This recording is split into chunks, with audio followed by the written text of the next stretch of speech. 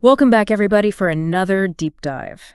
This time we're looking at something pretty much everyone uses, or at least knows about, social media. Yeah, it's everywhere. We're diving into a podcast episode today that goes into a lot of detail about all the pros and cons. And I think it's a question we've all asked ourselves at one point or another. Are we really the ones in control, or is social media kind of using us? That's such a good question to start with because I think when a lot of people think about social media, they think of it as one thing, but it's really not. Not at all. It's this massive network and all these different platforms, each with its own little quirks. Yeah, and they're all so different, right? Totally. Like Facebook, it came up in the episode, and it's still that place to go for, like, keeping up with family. But what really struck me was how different generations seem to use it. Like, they pointed out that while, older folks might be sharing family photos and stuff, younger users are more likely to be joining, like, interest groups or even organizing events through Facebook. It's wild how it's almost like two different platforms, just depending on who you are. Exactly. And it just shows how our needs and how we behave online are constantly changing. Oh, absolutely. Like Facebook is kind of the old guard now. Think about Instagram. It's all about these like picture perfect photos and everyone's trying to show off like the most ideal version of their lives. Honestly, I get caught in that comparison trap sometimes myself. Oh, totally. It's so easy to fall into that. Like, everyone else is always living their best life on there 24/7. And then you've got TikTok, which is something else entirely. It's all about like super quick entertainment. But those short videos can be surprisingly addictive. Yeah, you just keep watching. It's crazy how good TikTok's algorithm is at figuring out exactly what will keep you watching. It's designed to just give you this never-ending stream of stuff that you're interested in, and it triggers all these, like, I don't know if you know about this, but like these dopamine loops in your brain that make it so hard to stop. Okay, dopamine loops, that might be a little technical for me, but I definitely know that feeling. Like, you open the app for just one quick video, and then suddenly an hour's gone by. That's exactly it. But okay, before we go too far down that rabbit hole, we should talk about the good stuff too. Right. Because social media has totally changed the way we connect with people, Right. especially those who live far away. I was just talking to my cousin in Australia the other day, and it hit me that if it weren't for social media, we'd practically be strangers. Right, yeah. But because of Facebook, we can share these little pieces of our lives and stay close, even though we're literally on opposite sides of the planet. That's the real power of these platforms, right? They can close those distances and make it feel like everyone's just a click away. Totally. And it's not just about staying in touch with people you already know. You can actually meet new people, too. Like, I joined a virtual book club on Facebook a while back, and it's been amazing. I've connected with all sorts of people from all over the place who share my love of reading. We have these awesome discussions about books, and honestly, it's been a real lifesaver, especially during times when I've felt a bit lonely. That sense of community is something they talked about in the podcast episode too. And it's so important, like finding your tribe, those people who just get you. And then there's all the opportunities to learn new things. Oh my gosh, yes. It's like having this massive library and a university and a bunch of personal tutors all at your fingertips.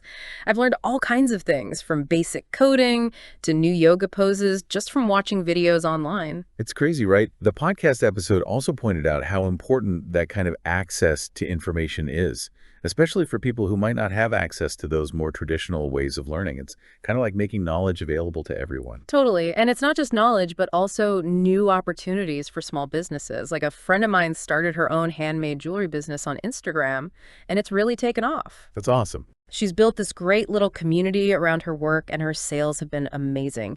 I don't think she could have reached such a large audience without social media. It's definitely become this really important tool for people who want to start their own businesses. Absolutely. And let's not forget how much of an impact social media has when it comes to raising awareness for all sorts of causes.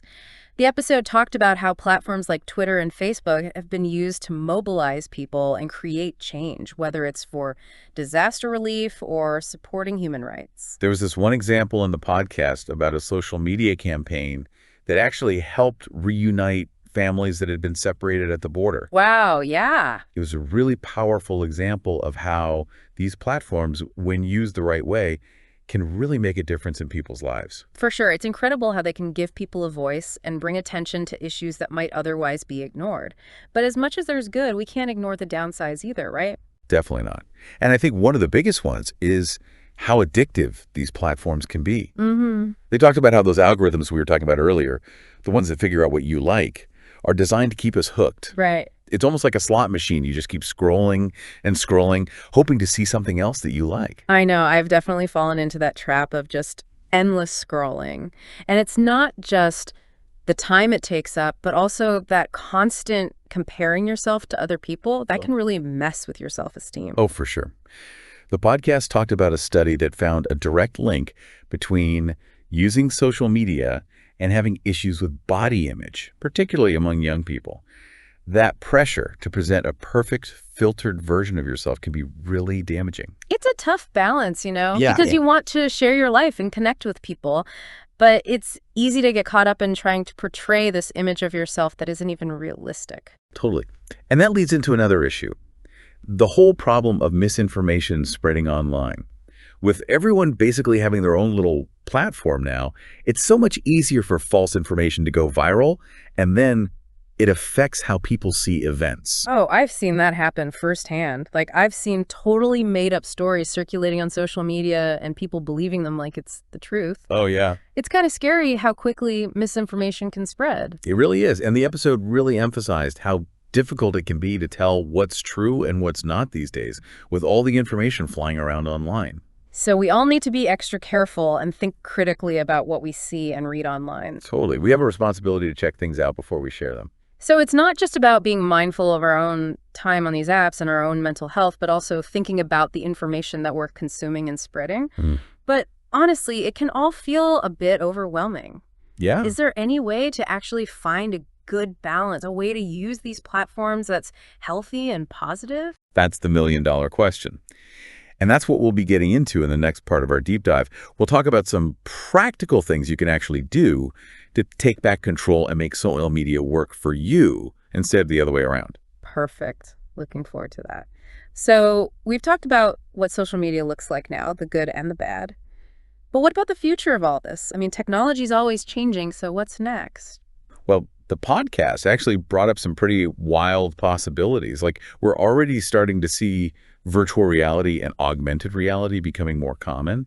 And those technologies are definitely going to change how we experience social media. So instead of just looking at photos on my phone, I could be like walking through a virtual world and actually talking to my friends in there, attending events. That sounds like something out of a movie. It might be closer than you think. Imagine going to a virtual concert with friends from all over the world. Or like stepping into a virtual museum to see all these ancient artifacts. There's so much potential there. That's pretty mind-blowing, but I gotta admit, it makes me a little nervous too. What happens when the line between our real lives and our digital lives gets even blurrier? That's a really good point, and it's something the podcast episode definitely touched on.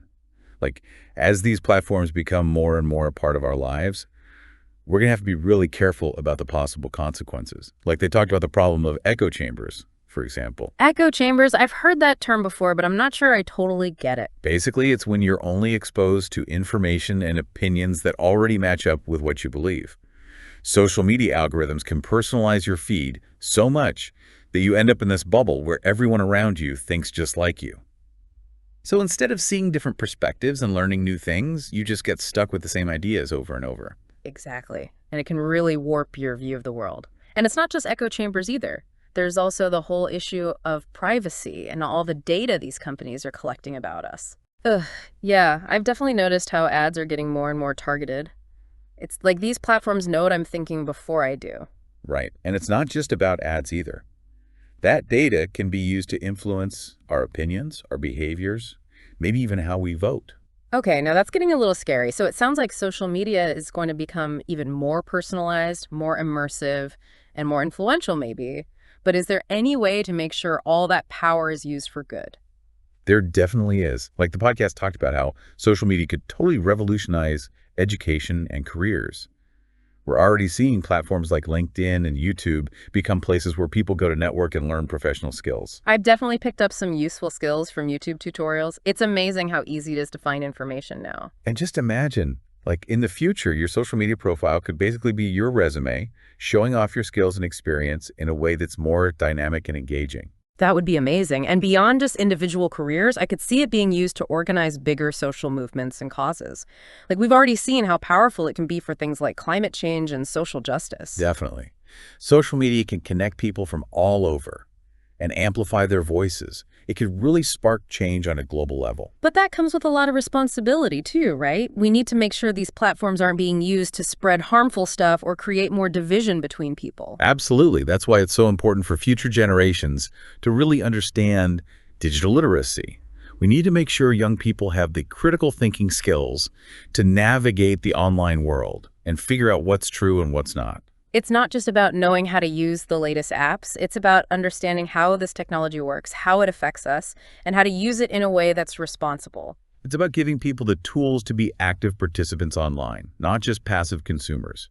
And that's something we all have to work on, individuals, tech companies, and governments. So the future of social media is full of potential, but it comes with some risks too. It's kind of like the Wild West out there. It really is. But as long as we go into it with open minds, a bit of healthy skepticism, and a willingness to adapt, we'll be all right. Exactly. We can't know for sure what the future holds, but we can go into it with curiosity, open minds, and work together to make sure it's a good one.